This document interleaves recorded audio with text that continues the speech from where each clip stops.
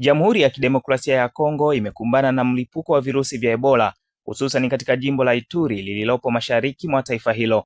Kufuatia tukio hilo, maafisa wa afya nchini humo kwa kushirikiana na wataalamu wengine kutoka Uganda na Sudani Kusini wamekutana katika mji mkuu Kinshasa kujadili hatua ya dharura ya kuweza kudhibiti virusi hivyo kusambaa maeneo mengine.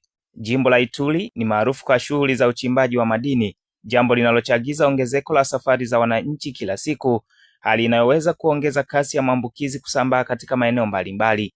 Mbali na shughuli za uchimbaji, hali ya usalama katika jimbo hilo imeendelea kuwa changamoto kutokana na mapigano ya mara kwa mara kati ya makundi ya wanamgambo, jambo linaloathiri utoaji wa huduma za afya na juhudi za kudhibiti mlipuko huo. Kituo cha Afrika cha kuzuia na kupambana na mlipuko wa magonjwa Afrika CDC kimeripoti kuwa hadi sasa takribani watu 246 wameambukizwa na virusi vya Ebola nchini humo, hususan katika mji wa Ituri na Bunia, huku kituo hicho kikitoa tahadhari ya virusi hivyo kuvuka mipaka ya mataifa jirani.